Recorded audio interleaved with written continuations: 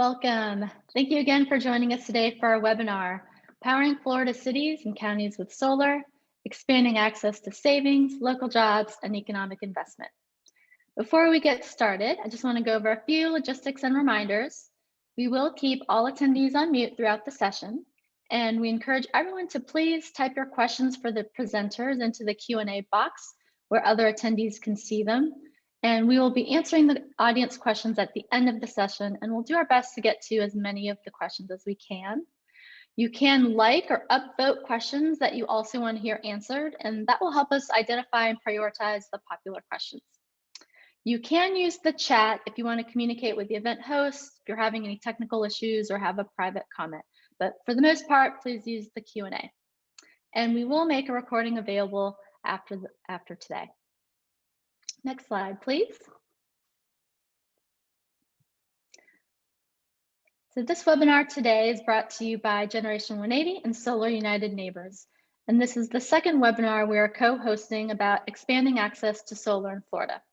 On Monday, we held an event focused on how Florida schools can gain access to solar. And our speakers included Osceola County School District, which boasts the first net zero energy school in Florida. We also heard from Superintendent in Tucson, Arizona, where they're saving $43 million over 20 years through solar. And we also had a school district in Middlesex County, Virginia, which was the first in the state to power 100% of its schools with solar. You can find the recording of that webinar on our YouTube channel by searching Generation 180 or Solar United Neighbors on YouTube. I'm Tish DeBlon. I'm the Program Director of Generation 180, which is a national nonprofit organization based in Charlottesville, Virginia, whose mission is to inspire and equip people to take action on clean energy in their homes and communities. I lead our nationwide Solar for All Schools campaign.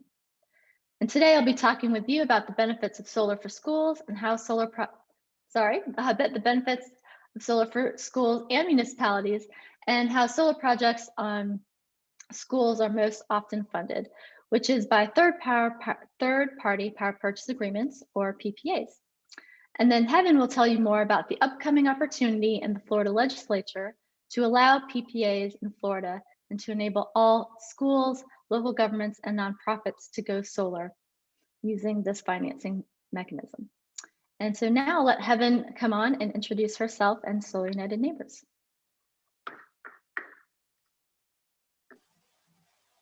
Thanks, Tish. My name is Heaven Campbell. I'm the Florida Program Director of Solar United Neighbors. Solar United Neighbors is a national nonprofit, and our mission is to rebuild the energy system with rooftop solar as the cornerstone of the new energy system. And we help people go solar, join together, and fight for their energy rights. Next slide.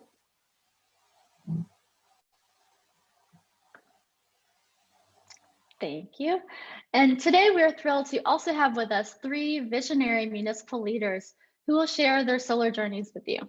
So first we'll hear from Chris Castro, the Director of Sustainability and Resilience at the City of Orlando, which has committed to get to 100% clean energy. And next up is Rob Riles, the Director of Facilities Management at Macon-Bibb County, which was the first in Georgia to utilize a solar energy procurement agreement like a PPA. After that, you will hear from Shelby Bousseau, the Chief Sustainability Officer at the City of Atlanta, and she will talk about the city's commitment to 100% clean energy future and how they plan to get there. Next slide, please. For those of you who are not familiar with my organization, Generation 180 is a national clean energy nonprofit organization based in Charlottesville, Virginia. And we focus on inspiring and equipping people to take action on clean energy in their homes, schools, and communities. And today our webinar is part of our Solar for All Schools campaign, which is leading a nationwide movement to help schools reduce energy costs, enhance student learning, and foster healthier communities for all. With a school in every community, we leverage the integral role that K-12 schools can play in reaching students, families, neighbors, and in modeling the benefits of clean energy adoption. Next slide.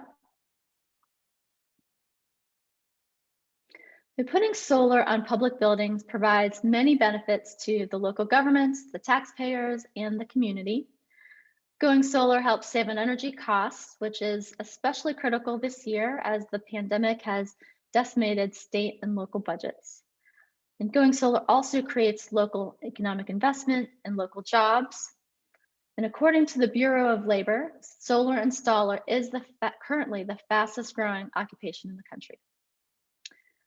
Another benefit for localities is that combining solar and storage provides opportunities to create resilient emergency centers for the community after natural disasters or during grid outages. And this is a community asset that I think is especially important in Florida. And Heaven will talk more about the job creation and economic impact opportunities that solar can bring in the state. Next slide. So while many of you may agree that going solar would be beneficial, and that sounds great, but you may wonder how it is you can afford to go solar. So last fall, we conducted a national census and issued a report on nationwide schools that have gone solar. And our research found that only 14% of the solar installed on schools was funded by the schools through bond, cash, or other mechanism.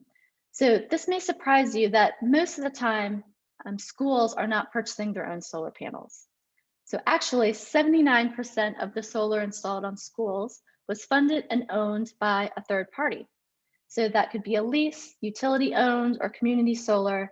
However, most of those projects were actually funded by a mechanism called power purchase agreements. So that's an arrangement in which a solar developer pays for and owns the system for a set amount of time, often 20 or more years, and the customer would typically pay no upfront or maintenance costs, and the customer purchases the solar energy produced, typically at a lower rate than what would be paid to the utility. So this is how schools are able to afford solar and see immediate energy cost savings. So our presenters from Georgia will be talking more about what their PPAs look like in their state. Next slide. So the schools that were able to take advantage of third-party ownership or power purchase agreements must be in a state where it has been allowed by law. So power purchase agreements are currently allowed in 28 states and DC. And you can look at this map, you see the top states for solar and schools show up as navy blue.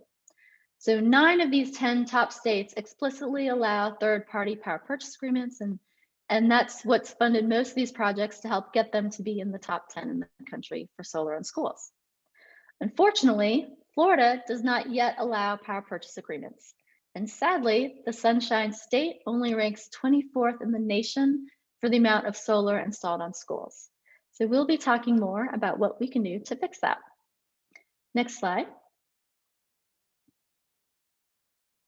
So I wanted to share some findings from a recent report put out by Iowa's auditor of the state. So this report studied a sample of solar projects on public buildings, both school, city, and county buildings, and it found that most were funded by power purchase agreements. And it also saw an annual cost savings per project of up to $80,000 per year. It also estimated that if all of the cities, counties, and schools in the state of Iowa went solar with an average size system, the state would save the taxpayers $375 million over the life of those panels. So those are some incredible benefits that we are hoping to bring to Florida. Next slide. So in my home state of Virginia, we see an example of what can happen when schools are allowed to use power purchase agreements to go solar with no upfront costs and realize immediate energy savings. So in 2013, a law was passed to create a pilot program to allow power purchase agreements of up to 50 megawatts in one utility territory in the state. And it took a few years for schools to catch on to this opportunity to save money and by going solar without having to find cash in their budget. And once that happened, within the last few years, solar on schools in Virginia really took off. So we now estimate that there are over 30 megawatts of solar installed on Virginia's K-12 schools, which is over 100-fold growth from where we started before PPAs were enabled. Next slide. And these incredible growth numbers don't include the largest municipal solar project planned in the state, which is just getting started. So Fairfax County, which is just outside of Washington, D.C., is planning solar arrays for up to 113 county and school sites combined. And through this project, they anticipate seeing $60 million in savings over 25 years. So it's a great example of how municipal and school districts can work together to go solar. I also love this story because it was student-led. This whole initiative to go solar actually started with some high school students that really wanted to see solar on schools. So in the picture, you see a high school student presenting to the school board. You see a coalition of high school students from multiple different high schools in the district getting together to talk about their plans to go solar. And in the photo in the bottom, they're meeting with a state delegate who helped pass a law in 2020 to help expand solar PPAs in the state of Virginia. Next slide. So finally, I just want to share our website link, which has lots of resources on how to help schools go solar. It has a how-to guide that walks you through the process step by step. It includes the introduction to solar financing. And all of these resources are equally applicable to whether you're city, county, school district. These resources really help you if you're just getting started. And we also have a Solar Schools campaign toolkit. If you are a solar supporter listening, but you don't work for the local government, you can be an advocate for solar just like those students were at their school. And thank you. So next I'm going to hand it over to Heaven Campbell at Sun. Thanks, Tish. As I said before, Solar United Neighbors is a national nonprofit. We like to say that we're a community of people who are building a new energy system. And we, being a national nonprofit, work in many states that do have PPAs. I like to say that our Florida program is the biggest and brightest. So obviously we are actively trying to expand solar access here in Florida to include power purchase agreements. Next slide. So just to reiterate, a power purchase agreement is a financing option that allows for organizations to go solar with zero upfront costs. And these organizations are usually large organizations that are often tax exempt. A third-party developer will own and operate and maintain that system. So handle all of the operations and maintenance. And then that developer will sell electricity back to the host site at a reduced rate. So as you saw in one of Tish's last slides, that reduced rate was only, about 1 to 2% low, or 1 to 2 cents lower than the utility rate, and they are still poised to save $60 million over 25 years. The developer or clean energy supplier is able to do this, and it's financially beneficial to them because they are a for-profit and are able to take the investment tax credit that comes with installing the solar energy system. Next slide. So here in Florida, as Tish pointed out, we are one of 7 states that explicitly in our statutes do not allow for power purchase agreements. So that language is basically that anyone who's selling or exchanging kilowatt hours has to be a public utility. And that bars third-party developers from being able to operate in our state. Other states have made it much easier for power purchase agreements to operate, opening that savings tool to municipalities, counties, nonprofits, schools, and other entities. Next slide. So we had a really good inkling that power purchase agreements would work well here in the Sunshine State. But to make sure we had data to back up our claims, we commissioned a report and impact analysis on what would happen if we were to legalize power purchase agreements here in Florida. So we had researchers from Ohio University who are familiar with PPAs, and from the University of Central Florida, which is a leader in clean energy here in Florida, to take a look at it and give us some stats to back up our claims. Next slide. So what they did was give us 3 different scenarios: a low, moderate, and high scenario of adoption in the immediate term if we were to legalize power purchase agreements, and what the benefits and impact on our state would be using those different modeled out scenarios. So the low scenario is what I'll touch on today, just to be super conservative, and the impact there would be 1.2 gigawatts of additional solar. So that's really big. Next slide. Let's look at what this means in actual tangible impact for the state. The one-time economic impact from just the construction of that low scenario solar adoption would be $2.3 billion injected into our state economy. Next slide. This is something that I really love because that's not just a one-time impact.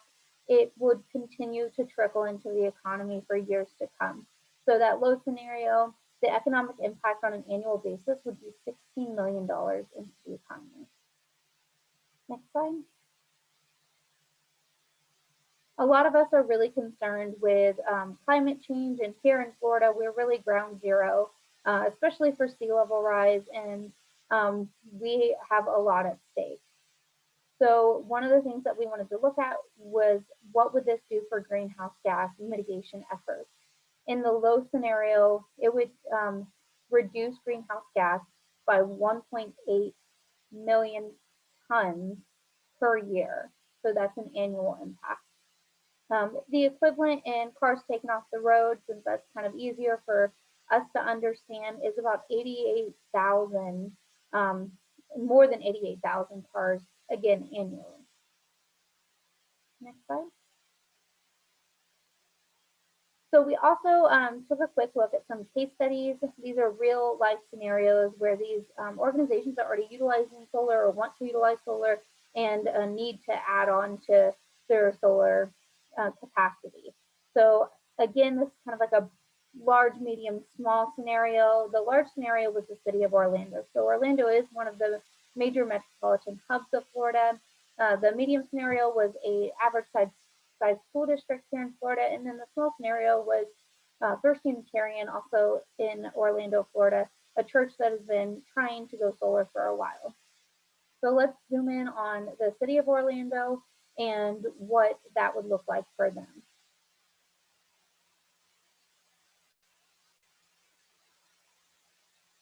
Oops, this last slide. I think that's my cue. No, I think I had a couple more slides, but I guess not. okay. Next. Yeah, I don't have any more. Next one's making bib in my deck. Okay, we'll loop back to the rest of them later. Then you are completely up, Chris.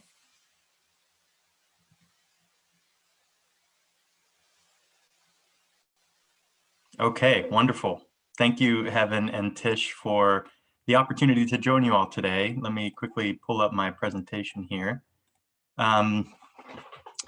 All right, so my name is Chris Castro. I direct the Office of Sustainability and Resilience here at the City of Orlando, and I'm excited about this conversation because PPAs have been a policy solution that I've been advocating for here in Florida for about a decade, and it's something that I'm grateful that the Florida Sun team moved forward with this PPA study, because it really does open the eyes of I think our elected leaders as to the potential savings specifically for government, for schools, for universities, for hospitals, for churches, a lot of these nonprofit tax-exempt entities. Today I'll talk about the work that the City of Orlando is doing despite not having a PPA, and our ambitious efforts to still move us forward towards 100% renewables. And then we could dive into kind of some Q&A about what this might look like if we were to expand into the PPA scenario.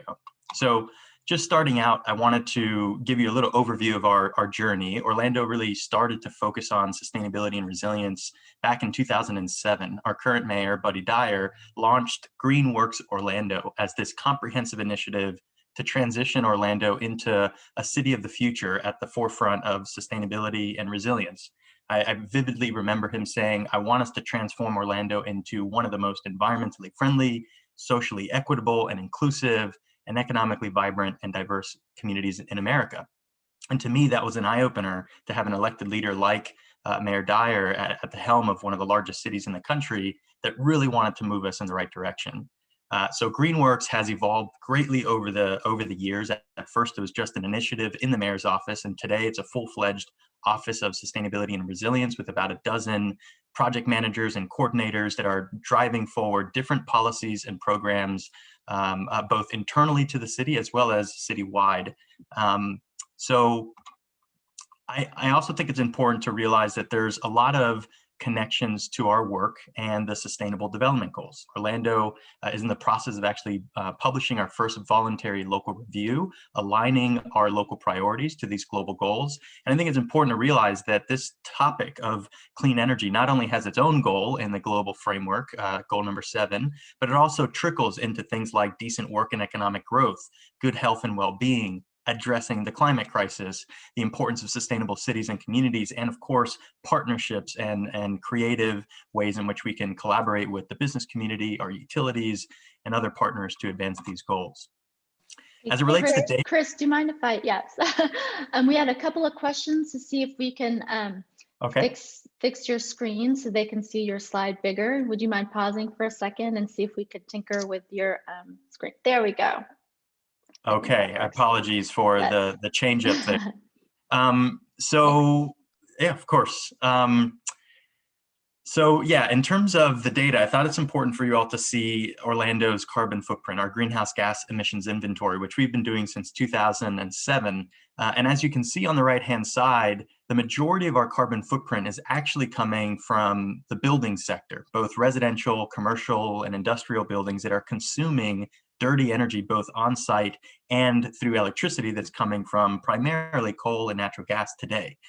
And so when we look at how cities can address the climate crisis, more often than not, the built environment is one of those areas that not only has the biggest footprint, but also has the most cost-effective strategies to reduce emissions, drive the economy, improve public health, and of course, address the environmental issues. So we have kind of developed this strategy, and I know my colleague Shelby is also, the city of Atlanta is also part of the American Cities Climate Challenge. This is a group of 25 cities that are collaborating together to really deepen our commitment on climate and reducing those emissions. And our strategies really fall in these 4 key buckets. And you can see that second bucket is really targeting what we're talking about today, that is decarbonizing the electric grid and moving towards renewables. So Orlando is unique in that we do own and operate our own municipal electric and water utility. It's known as OUC. We call it OUC, the reliable and sustainable one. And what's unique about OUC is we're vertically integrated. We have power generation, transmission, and distribution, own all of the equipment up and down that spectrum. And OUC is also known for being very diverse in its fuel mix in terms of how we generate power. And as you can see there, everything from coal and natural gas, nuclear, solar, and the like. Now, the city of Orlando made a bold commitment in 2017 that we wanted to transition our entire electric grid to 100% renewables for municipal operations by 2030 and the entire city by 2050. Every home, every hotel, every theme park, every resident powered by clean energy.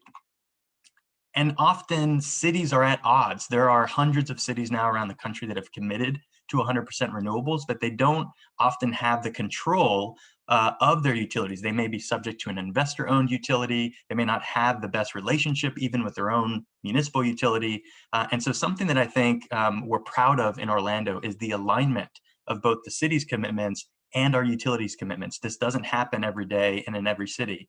But just this past December, just a couple of months ago, OUC completed an 18-month exercise of an energy integrated resource plan, looking out to the year of 2050 as to how we were going to meet our future energy demands. And what you see here is what we came out with to the public. And our commitment is net zero carbon by 2050 without offsets, intermediate targets of CO2 reduction in alignment with science-based targets in the Paris Agreement, under a 1.5 degree rise, and then early retirement of our coal plants and the rest of our coal fleet in Orlando, at the latest by 2027, and certainly drastic reductions before then. I think that's important to realize because these plants could continue to operate into 2050 and 2060 because they're relatively new. So in terms of how we go about moving in that direction, first and foremost, we have to start to do solar feasibility assessments and map our community, both from a theoretical standpoint. This is a snapshot of Google Project Sunroof, and we've worked with Greenlink Analytics in Atlanta to help us better understand what the potential capacity is for rooftop solar, just rooftops. And as you can see there, 92% of rooftops in Orlando actually have adequate amount of sunlight to make the economics work for going rooftop solar. It's about 2 gigawatts of rooftop solar capacity. And so we've really started to identify what city buildings actually make a lot of sense for this. And unfortunately, without PPAs, the city of Orlando has had to look to the green bond market and essentially procure, own, and operate our own rooftop solar projects. We look at the long-term economic benefits, even of making that investment, without being able to tap into the investment tax credit. That's a huge issue, leaving now 26% on the table before 30% for a lot of these arrays, and not being able to accelerate that depreciation and be able to take those tax benefits as well. So it's considerable, but even with that, our commitment at the city and our city's leadership still realize the importance of making those investments. So this is an example of one of the first rooftop solar projects we have in Orlando at our Fleet and Facilities Complex. We have since started to add rooftop solar to every new construction project in the city of Orlando. That includes permit and records buildings, and most recently, our newest fire stations that essentially, over the course of COVID, actually were able to install these arrays as closer to that goal. In addition, you can see some of those interesting arrays there. In addition, we are really focused on trying to support our residents in going solar as well from a rooftop perspective. And so, of course, we've been partnering with FL Sun since the inception here in Florida in 2016, and done a co-op at least once every single year, if not a couple. And we've seen some pretty considerable growth across the state of Florida. FL Sun's done incredible work, and now in the tens, dozens of megawatts that have been added. And in just Orlando, hundreds of homes have gone solar over the last few years just through this interesting cooperative model. So we're getting creative despite lacking a PPA policy to help enable more rooftop solar. Our community realized that we still needed to move this forward and get creative with these types of cooperative models. In addition, we're beginning to build out a lot more community solar. This is one actually on a coal ash landfill. I always like to share the irony of this array, but little by little, we've added a pretty significant amount of our own generation. This is an array that just came online, about 107 megawatts, that's now powering Orlando, and we have about another 150 in the pipeline here. These are arrays procured by our utility through power purchase agreements, believe it or not, right? As a municipal utility, they're also tax exempt, quasi-governmental, and so even these large arrays are procured through these PPA mechanisms. So it's interesting that utilities can take advantage of PPAs, but not the end user. And then floating solar. There is a tremendous amount happening in Orlando as a national test site for NREL to look at photovoltaics, the ability of using these man-made retention pond water bodies to actually install floating solar panels on top of them. This is at a local wastewater treatment plant in the region. And most recently at the Orlando International Airport, we have installed a floating solar array in the shape of the Orlando logo. And so as you come on your autonomous tram from the main terminal to your plane, you'll be able to see these across our pond systems in Orlando. And the last thing I wanted to share with you is that we're thinking about the intermittency issues, and we're thinking about long-term energy storage. We're beginning to pilot flow batteries, vanadium redox flow batteries. We're looking at lithium ion, of course, in distributed lights. But we did secure a pretty large hydrogen grant for us to begin to utilize green hydrogen, floating solar to electrolyzing water, storing that hydrogen, and then fusing it in a fuel cell to true up the solar generation that we see potentially being lost because of cloud cover or extended storms. So despite the lack of PPAs, we're still moving forward. But I do want to leave you with the fact that if we were to enable PPAs here, and in the study that Heaven mentioned, we looked at potentially 18 megawatts of generation that would save us $400,000 plus per year without spending a single taxpayer dollar to help us expand this. And that's the ultimate goal. If we do this from a piecemealed approach, I don't think we'll ever hit our goals. So it's imperative that we continue to move forward with progressive policy that really allows us to enable this distributed generation market. And with that, I'll turn it back to the team. Thank you. Chris, that was amazing. I'm so excited to hear about all the things that City of Orlando is working on. And I must say that is the first time I've heard photovoltaics, and I'm just going to have to come to Orlando sometime and see it for myself. But that's very exciting. Thanks We'd so love much, to Chris. invite you. All right, and I see some questions popping up, and we will circle back to them at the end. But next, we're going to bring up Rob Riles from Macon-Bibb County in Georgia. And I'm happy to have him tell his solar story. Rob, take it away. Thanks, Tish. I am Rob Riles with Macon-Bibb County Government in Macon, Georgia. We have a little less aggressive program than Chris does in Orlando. I'm very impressed with his presentation, very impressed with their aggressiveness in pertaining to solar, in spite of the fact that they don't have the benefits of the SEPA agreements and PPAs. That's amazing. Would love to look deeper into their program for opportunities and some suggestions and recommendations. We began our solar journey over a decade ago, mainly with small projects and fire stations, like putting small few solar panels on fire stations to provide power for our water heaters and other appliances, stuff like that. By the same time, we engaged in energy savings projects, ESCO projects, to become more efficient and save power as well. Our local utility provider encouraged that and supported it. They supported as they do now, the reduction and efficiency as far as energy consumption. Also offered rebates, for such projects. So that was our primary motivation, was money, just to save money. As time goes on, you learn that people change. In terms of in words of an old, not great, a great Bob Dylan song, these times are changing, and so are people, and people's priorities, and people's appreciation for the natural resources and the world that we leave for future generations, and likewise for us. So like Chris was talking about, our carbon footprint become a concern of ours as well. We're going to do our part to reduce emissions as well. What really got the ball rolling for us, so as far as our current solar program, is the passing of the 2015 Georgia HR bill, allowing the opportunity for us to enter into SEPA agreements with a solar provider and a solar partner.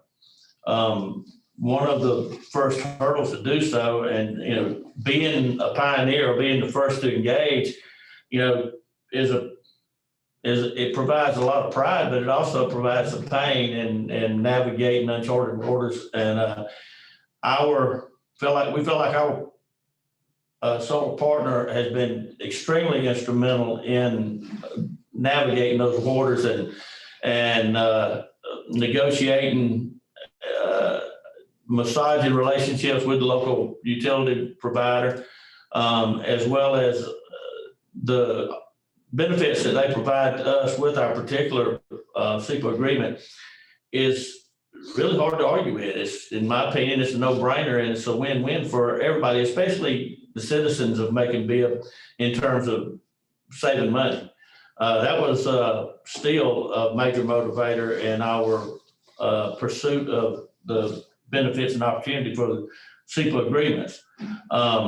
We also, at the time, had a mayor, and we still do. Our current mayor is extremely supportive of the program as well. But we had a mayor who had the foresight and innovative thinking to often think outside the box and explore new and creative means to become more successful and more financially efficient and save money. In 2014, the city of Macon and the county of Bibb consolidated, and the HR bill allowing for that consolidation provided mandates of reduction in our overall budgets, the combined budgets of the two governments, by 20%. So that encouraged us. I think necessity is the mother of invention, as well as creativity. And so we had to reduce our combined budgets by 20% in 4 years. And so that helped us to begin to look in a lot of areas, in a lot of different ways to reduce our budgets. And the savings that the CEPAs allowed us to engage in definitely helps. I think equally as important, though, is the eco-friendly, clean, sustainable, renewable alternative to traditional power sources and the world we leave behind. The HR bill allowed us to seek out a solar partner. One of the hurdles was to do so in a fair, equitable way on a level playing field for potential solar energy partners and solar energy providers.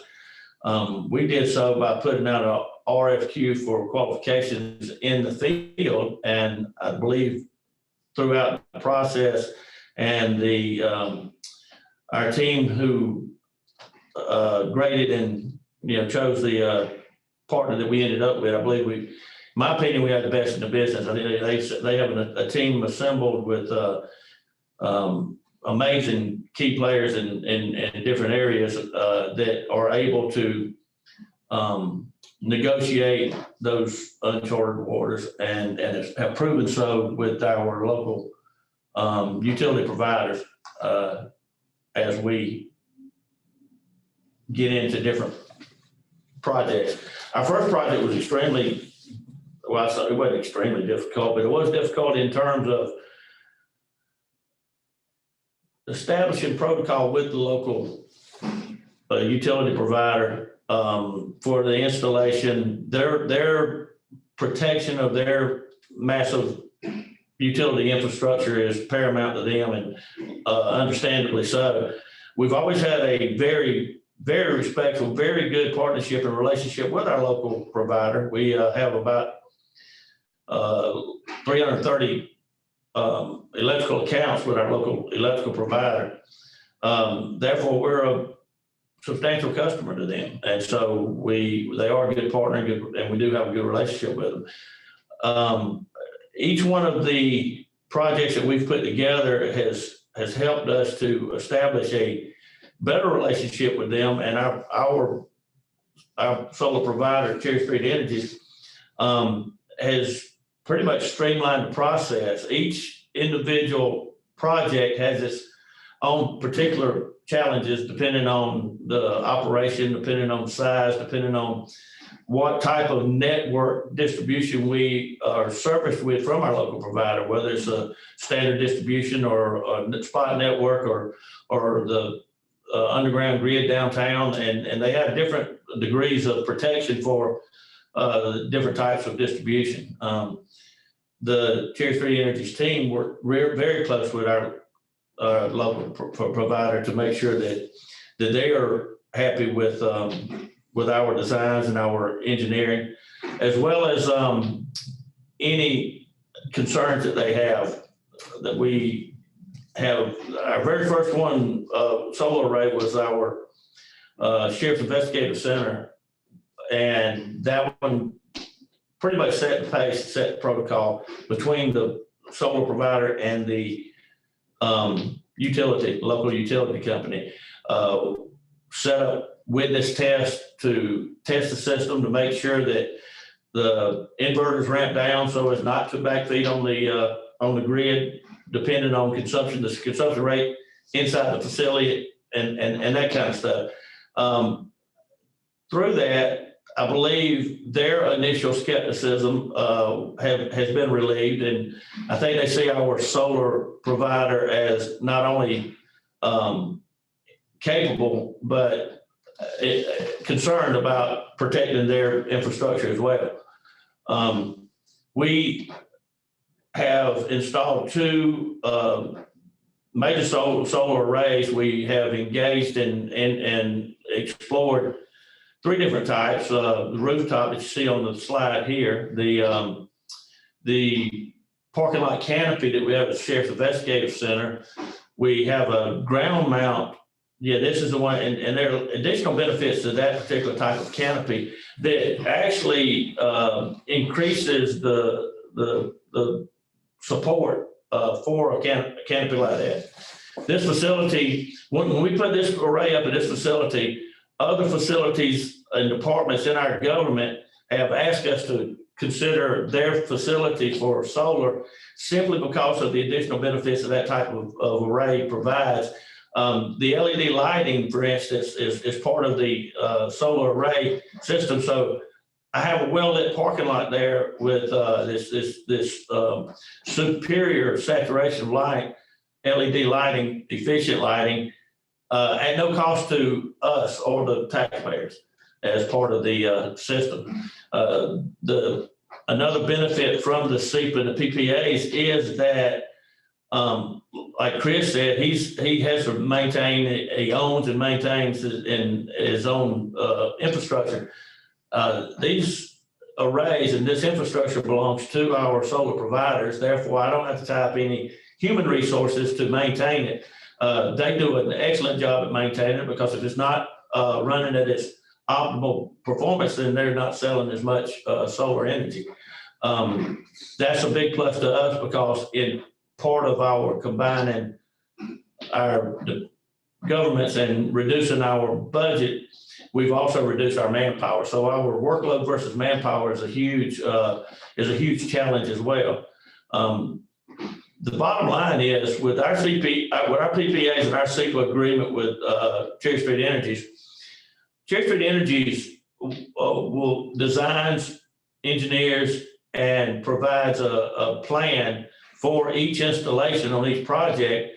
And we then negotiate a rate that is lower than our traditional utility rate to begin with. And once that's established, and once we agree to a project and a design and plan, as well as a rate, then they assume all the risk on the construction costs going up, steel going up, and we all know that's a real potential with the pandemic and lead times and price of material going up as far as construction. But they assume all risk, they assume all costs. We simply buy power cheaper from them than we buy from the traditional provider. Really, there's no risk in this. It's hard to have opposition to that type of that kind of opportunity. This is a making call it SIM, and it's one of our biggest venues. It's probably our largest energy consumer, because it's also attached to a very large convention center as well. And both facilities are under the same electrical service. So therefore, the maximum size of this array is based on the total consumption rate of the whole facility. You see the solar panels out front. I did encounter some opposition when I was presenting this and leading up to my presentation to commission. And it was there was a local businessman, very highly respected in the community. He was opposed to it. In my opinion, of the aesthetics, a lot of things that he had to say about the solar array not being attractive and whatnot was, I just had a totally opposite opinion. And I was asked to see about putting the solar arrays down around, basically hidden from the facility. And I just didn't. I got with the mayor and didn't want to, because in my opinion, these type of projects and this type of infrastructure, welcomes citizens as well as businesses of town when they see that the town is and the community is innovative on the cusp of and cutting edge of technology. I think it encourages businesses and individuals to move to that town, seeking jobs in these fields as well as others. But anyway, we were successfully getting that approved. We're working on that design and getting ready to implement it as soon as possible. But we just right now we're about to break ground on 2 more at our animal welfare facility as well as our tax commissioner's office within the next couple of weeks. Bottom line is for us, it's no risk, no cost, no headaches because of no maintenance. It's just a win-win for everybody, in my opinion.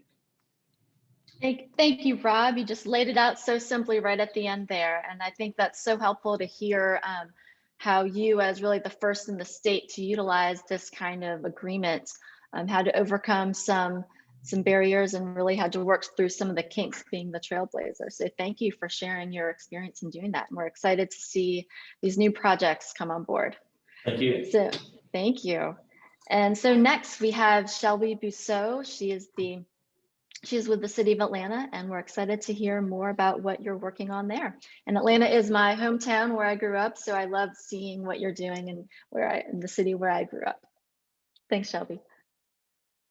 That's great to hear. Fun facts. Thanks, you guys. I appreciate being here, and this has been fascinating so far. I loved hearing, love hearing from Chris and from hearing about some updates on Rob's work as well. We really respect that leadership out of Georgia and are happy to have followed suit. And I'll talk through that a little bit, but it might also help to understand where our office sits within the City of Atlanta. So as was mentioned, I'm the Chief Sustainability Officer, and I work in the Office of One Atlanta, which is somewhat uniquely situated in the mayor's office as kind of a conglomeration of different offices. So I lead the Office of Resilience team, but we work really collaboratively and report up through our equity office, which includes racial equity work, LGBTQ affairs, and others. We work closely with our Chief Health Officer and our Office of Immigrant Affairs. So we're kind of all of the pillars of the mayor's real priorities, and that's a really exciting place to be for new policy development and to have the flexibility to work collaboratively with our partners to make sure all of our work is not only equity centered, but also focuses on the health outcomes and how everything we do is going to impact various communities. So if we move on to the next slide, I'll talk a little bit more specifically today about our energy work. Our Office of Resilience actually has focus areas in urban agriculture, waste diversion, sustainability, resilience, and clean energy. And so as a little bit of background information, in 2017, the Atlanta City Council passed a resolution for our office to develop a plan to transition Atlanta to 100% clean energy by 2035. After months of research, stakeholder engagement, and plan writing, the council finally adopted our Clean Energy Atlanta plan, which is a vision for 100% clean energy future. If you want more information or just to actually, some light reading in the evening time, you can check out our plan and a lot more information about Clean Energy Atlanta at 100atl.com. Next slide. Okay, so we defined clean energy in a particular way, because I think, we do throw around a lot of different terms, and it's helpful to know for us what we're really talking about is energy efficiency first. We're talking about wind, solar, existing and low impact hydroelectric, geothermal, biogas, and wave technology sources where applicable. And of course, that energy efficiency work will include traditional technology as well as behavioral measures and cogeneration and district heat and cooling where possible. So I thought that was a helpful definition to include here. Next slide. So municipal operations are a significant piece to reaching our goal, and that to reaching our 100% clean energy goal. Atlanta, of course, those of you who are familiar know that Atlanta owns both the busiest airport in the world as well as operates a water utility, which makes us the largest single electricity user in all of Atlanta. Still, though, we realize that that really is only 7% of the total usage of the whole city.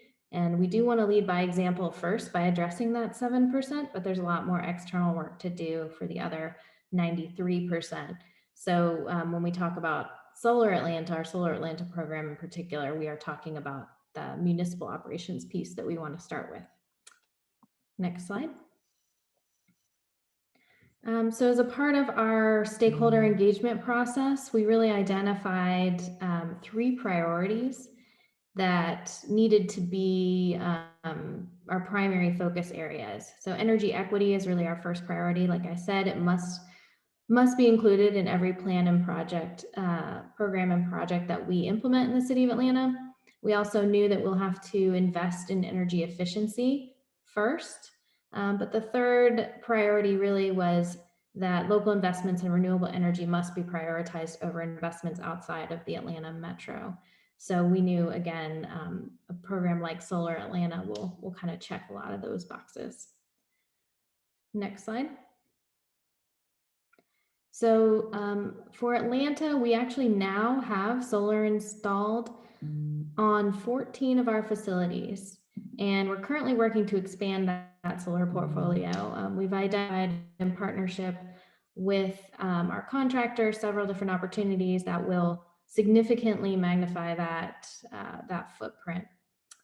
The original contract that exists right now was for up to 1.25 megawatts of solar, but with some built-in flexibility to handle the system upgrades and building specific opportunities or issues. Next slide. So here we go. Yep. In the state of Georgia, as you've heard, we call PPAs solar energy procurement agreements, or SEPAs. It's the same thing, just called a different name. In 2017, we signed a contract with Cherry Street Energy for 20 years to provide solar energy to select municipal buildings. Cherry Street owns, operates, and maintains the systems. This is the same that Rob was talking about, and that's really been a great model for us to be able to rely on them. The city pays for the solar feeding into our buildings at a fixed rate with a fixed yearly escalation, expected to be at least very cost neutral, but hopefully we'll even see some significant savings. And I think in Macon, they already see those. And really, I'll just highlight that the value here, and we try to not always emphasize exactly how much savings there will be, because for the most part, these installations go on buildings that use a lot more electricity than just what's generated on site. So as utility bills go up, there may not always be a net savings overall. And so to be more clear about that, it's really focusing on the predictability that this utility structure allows for the city when we come to planning and budgeting, that we find very valuable to know how much it's going to cost us down the road. So if you go to the next slide, I outlined a few more of those SEPA benefits. There's no upfront cost to the city, which is amazing. Upfront investments can be just a huge barrier to overcome for a municipality. During the passage of the Clean Energy Plan, some council members were even concerned about the cost and feasibility of achieving our goals, and SEPA was really a great model and an answer to those questions that we were able to point to demonstrate some creative and cost-effective ways to make progress toward our goal. Again, that long-term predictability price predictability is really helpful. We know how much we will be spending for solar electricity at these sites for the next 20 years, whereas a normal electric rate, will be regulated by the state. It could change. It's a little less predictable, and we expect to see substantial increases in the price of electricity in our jurisdiction in particular. So that was really helpful to lock those rates in for 20 years. We also really placed a high value on local investment in clean energy. As we heard from the stakeholders that we need to prioritize this, we really see the SEPA and investment in renewables as a benefit to the economic development and job creation that could benefit Atlanta. Further, there's operation and maintenance performed by Cherry Street that's included in our contract. So we have experts really on call to maintain our systems, flexibility to remove systems temporarily if the roof work is needed, or et cetera. Of course, we reduce building emissions. We think this will help us, toward achieve our 100% goal. And it's worth mentioning that Atlanta and other cities always appreciate being an early adopter and having these type of peer sharing opportunities. We really enjoy being able to share our experience with other communities in Georgia looking to go solar. It's awesome to be a model and to show where, we made mistakes along the way, and we can share those and learn so that the next time around we can all do it better and bigger down the road. But I'll stop there so that we can have some time for questions. Thanks. Shelby, thanks so much. It's so great to hear about what you're working on, and I'm excited to hear about this vision for 100% clean energy. Next, we'll have Campbell and come back and tell us a little bit more about the legislation we've been alluding to throughout the presentation and how you can get involved in helping us pass this policy. Thanks, Tish. And wow, what a great testament to solar we've heard today. Really proud to be able to feature these speakers and learn from what they're doing. So the current bills that we have in Florida in our session right now that are seeking to legalize power purchase agreements for our state are Senate Bill 1718 and House Bill 1611. And they would specifically legalize power purchase agreements for basically every category except for residential. So government entities, schools, nonprofits, and businesses. So right now, the House bill is scheduled for its first reading, and the Senate bill is waiting for committee assignments. They've both been filed pretty recently, and session just started 2 days ago. Things can move fast, though. So we're really excited about this, and we have a couple of next steps on the next slide that we would love to share with everyone. And sorry about that, I have a toddler in the background. So some of the next steps are to join our organizational sign-on letters. This is something that we will be doing a press release on soon. And basically, we have already had dozens of organizations sign on, but this is just raising your voice and saying that you support the legalization of power purchase agreements for Florida, and sharing this webinar, sharing our schools webinar that we had a couple of days ago. And we also have an individual support petition that we can share in a follow-up email and in the chat box as well. And I do want to leave some time for Q&A. I know that we're running a little short on time, so we are going to stick around and answer any questions that you have.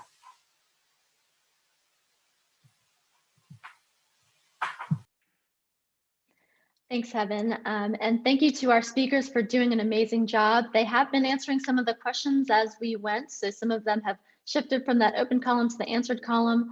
One question I'd like to throw out to all of our speakers I think is relevant is, what are your plans for energy storage and resilience?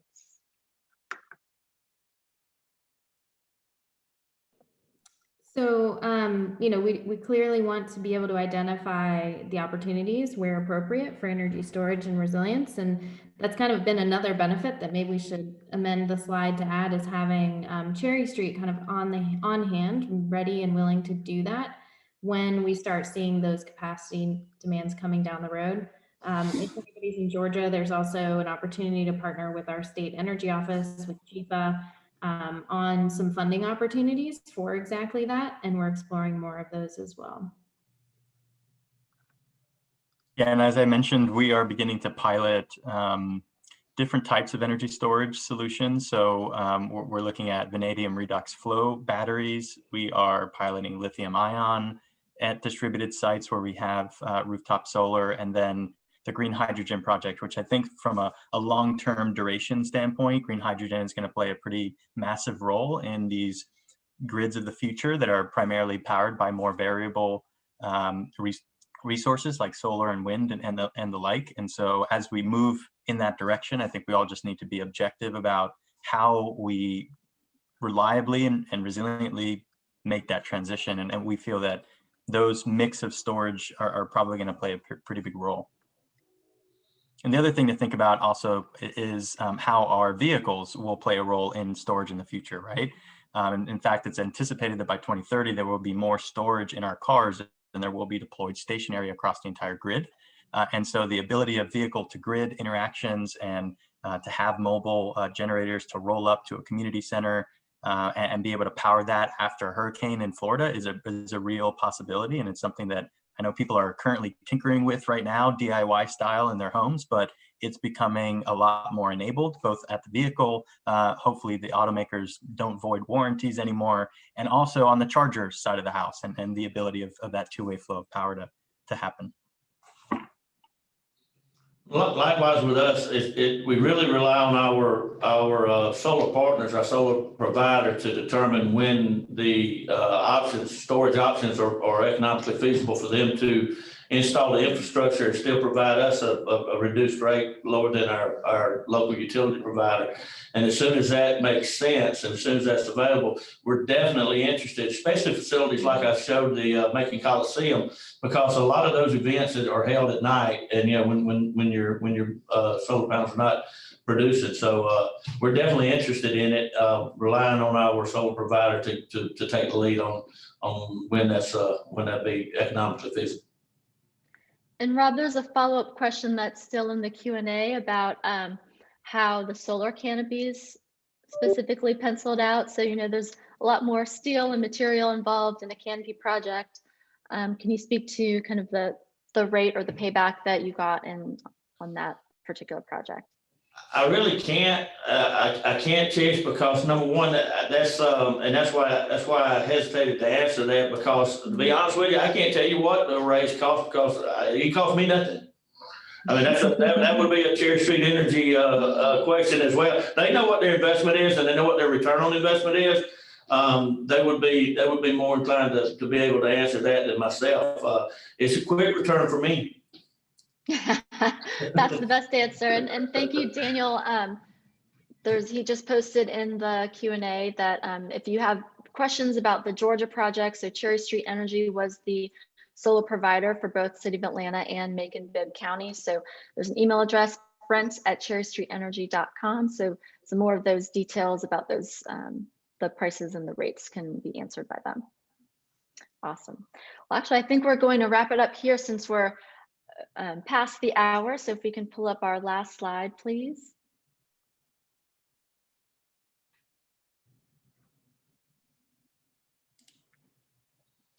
So thank you again, everyone, for joining us today. Thank you to our amazing speakers. If you have follow-up questions, here's the contact information for Generation 180. You can reach us at solarschools@generation180.org. If you have questions about how to get involved in our campaign to help enable power purchase agreements in Florida, you can reach heaven@solarunitedneighbors.org. And we will have a recording available, a recording of this webinar available on YouTube shortly. So stay tuned and we'll be sending you all follow-up information. Thank you so much and have a great day.